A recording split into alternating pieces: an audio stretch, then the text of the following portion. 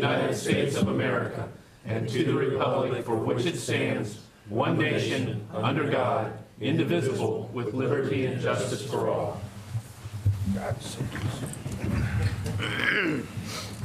I'll remind those in attendance tonight, if you wish to speak during citizens' comment period, there's a sign-up sheet in the back.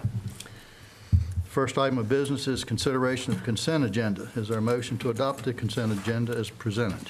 So moved. Is there a second? Second. Any other discussion? If not, all in favor say aye. Aye. Opposed? Carries 5-0. Item 3 is matters from council. Do members of council have anything they wish to share? I'll remind people the next Monday is the first Monday, and I'll have our little council discussion. If anyone has any matters they'd like to talk about or questions they have, be happy to answer them. I'll be at the library from 7 to 8, and Panera Bread in the morning from 8 to 9. Come on out and we'll chat. Thank you, Mr. Freeman. Anyone else? Last week, City Council, we were invited, along with the city manager, we were invited to visit the Uprising Outreach Center here in Waynesboro. It's at the end of, or the entrance of Port Republic. And they're pretty much a center they're just trying to reach out to those less fortunate in our community. And we do have a homeless situation in our community. It is a problem. And, you know, unfortunately, to fix a problem, we have to recognize that it exists. And so we were really fortunate to visit the center. I think we walked away very happy that this family has, they're taking people in from the streets, perfect strangers, to accommodate them in some way. Thank you, Ms. Anderson. Anything else? I would just add that we had a great comprehensive plan kickoff meeting this past Tuesday with our steering committee members and our new planner and the consultants. Very exciting to get this work started. I felt a lot of energy in the room. I think staff would probably tend to agree with that. It was very, very, very exciting. So the next steps in this is that our steering committee members are going out and meeting with their friends and neighbors and their business associates and having a variety of kitchen table conversations all over the city. And essentially looking for a pool of 10 to 15 people each. It could be smaller, could be a little bit bigger. And having a series of small 90-minute conversations all over the city. So if someone asks you to participate in it, obviously there'll certainly be a public process and a public meeting process to accompany this down the road, but would encourage folks to participate in that. With that, I'm going to go ahead and have one of my own. I'm going to have a couple of them over the next month or so. The first one will be on March the 8th over at the French Press at 7 p.m., 7 to 8:30, and would welcome anyone. You can sign up on, I guess we can put a link on the website as well, but on my Facebook account or otherwise, and just let me know that you're coming so we can not have 50 people show up. It'd be great to have 50 people show up, but if I get 10, 15, I'll be happy. So, but exciting work, important work. Really implore folks to stay engaged and informed about this process as we move on for the next several months. Anything else? Item 4 is to proclaim March as Red Cross Month in the city of Waynesboro. Mr. Hamp. Mayor Allen and members of council, I'm sure you're aware of the value that the Red Cross agency, value and service that the Red Cross provides communities in our nation and internationally. They are known for helping families and individuals in crisis, commonly known around weather and fire disasters. They also provide valuable service to the community through CPR training, first aid training, vaccination and inoculation, and they offer comfort to military families. But March is the month in which communities are recognizing and honoring the service Red Cross agencies provide to their communities. And this evening, Mr. Brent, the Executive Director for the Central Shenandoah and that portion of the catchment area that covers Waynesboro is present to receive a proclamation naming March as Red Cross Month in Waynesboro. Thank you, Mr. Hamp. Mr. Brent?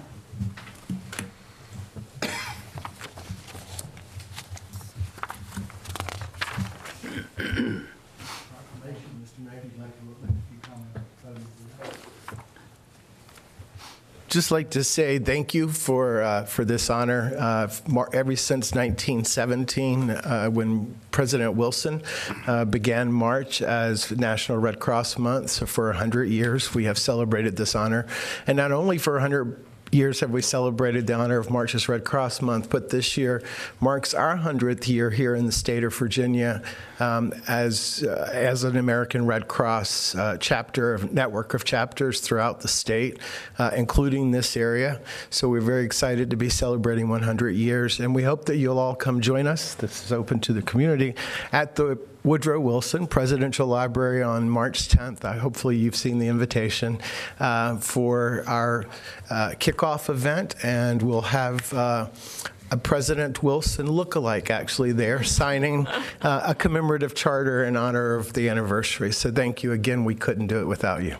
Thank you, sir. Thank you. Item 5 is to consider adopting a resolution requesting the Virginia Department of Transportation to reallocate $1.4 million in unspent funds related to the completed Delphine Avenue widening project for use in the repair and replace of the Florence Avenue Bridge. Mr. Shaw. Mr. Mayor, members of council, the Virginia Department of Transportation has notified the city of unspent urban formula construction funds from the Delphine Avenue widening project in the amount of $1.4 million. These funds are available to the city, and it's suggested that they be applied to the repair and replacement of the Florence Avenue Bridge. The bridge replacement, including engineering services, has an estimated cost of about $1.6 million. I think you're aware that the city did apply for revenue sharing funds for the project. The revenue sharing program this year is highly competitive, and it doesn't appear likely that the city will receive funding in the upcoming cycle. In addition, revenue sharing program requirements are that the city would provide a 50% match on the project, whereas urban formula construction funds require about a 2% match. It is a recommendation of the city staff that the council would request of the Virginia Department of Transportation that the available urban formula construction funds be allocated to the Florence Avenue Bridge. Thank you, Mr. Shaw. Is there any questions from council members? If not, is there a motion to adopt the resolution? So moved. Thank you, Mr. Freeman. Is there a second? Aye. Thank you, Mrs. Anderson. Any other discussion? If not, all in favor say aye. Aye. Opposed? Carries 5-0. Item 6 is to approve a request by Destination Downtown Waynesboro for the sale and consumption of alcohol on city property on April the 22nd and April the 23rd, 2017. The request is part of a special event application for the South River Fly Fishing Expo in Constitutional Park. Mr. Hamp. Mayor Allen, members of council, your role in this is the approval of the alcohol component of this, the sale and consumption of alcohol as part of the South River Fly Fishing Expo event. The organizers will conduct the sale and consumption according to the relevant and applicable ABC regulations. A 2-day event, and the organizers are seeking to replicate sort of the fly fishing festival event that was known with Waynesboro previously. Thank you. Are there any questions of Mr. Hamp? Is there a motion to approve the request? So moved. Thank you, Mr. Short. Is there a second? Second. Thank you, Mr. Marks. Any other discussion? If not, all in favor, please say aye. Aye. Opposed?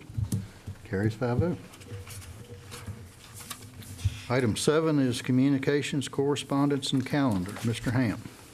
I have passed down some communication and correspondence that I received just this afternoon.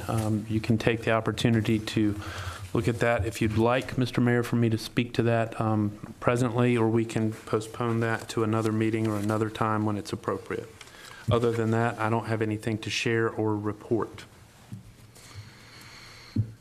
Since we haven't had time to read it, I think I'd rather hold it over to our next meeting, let everybody read it and digest what it says. Yes, so sir. we'll understand it. And we are also in the process of doing some other investigations and studies on certain properties. So I think this would probably be better to carry over to our next meeting, and by that time, we should have all the information that we need. Understood. All right. Next is citizens' comment period. Ms. Jeannie McCutcheon. Mrs. McCutcheons, if you'll give us your name and address, please. Yes, good evening. My name is Jeannie McCutcheon. I live at 1922 East Main, and I'm here representing the Port Republic Road Historical and Community Association. I first want to say we appreciate and desire that all churches and administrations do and provide whatever assistance they can to our fellow citizens, regardless of whatever standing, homeless or what otherwise, okay? But I am concerned about things that are happening to the other citizens who live there, and I say that because I believe that there is a violation at Port Republic Road, the address of 212, which happens to be the place where they took in, I guess, the warm people for some time, and it seems like it's quieting down. What I want to say is that I went to Mr. Hornberger to check to see if they applied for a homeless shelter, which I was told not. I asked him, did they apply for the warm shelter? I was told not. I was told that this building was a church, and it always had been a church, and that is incorrect. My husband is 82 years of age, been here, born on that street. It was not always a church. And he kept insisting to me it was a church, always a church. Then he said to me, it looks like a church. Well, the bishop did decide and wanted to build a church there, but it never operated as a church, never opened as a church. So the secretary brought out the paper that indicated in 1983, it did show that he required, I guess, a permit for a church, but it never was actually operated. He built a church over in Charlottesville, gorgeous church that's over there. And why I bring that up is because in 1983, the McCutcheon's Funeral Home opened up and brought the facility, which was a church or a hall. There were requirements on the book at that time that when we remodel, we had to meet the requirements of the ordinance that's in our ordinance book for parking facility. For every chair, seat that was there, there had to be so many parking spaces, and we had to qualify, and we did. And where that address is now, 212, he could hardly get 3 cars there. He couldn't meet that audience then or today. And when I spoke with Mr. Hornberger and tried to tell him that, he kept insisting it's a church, and it always has been.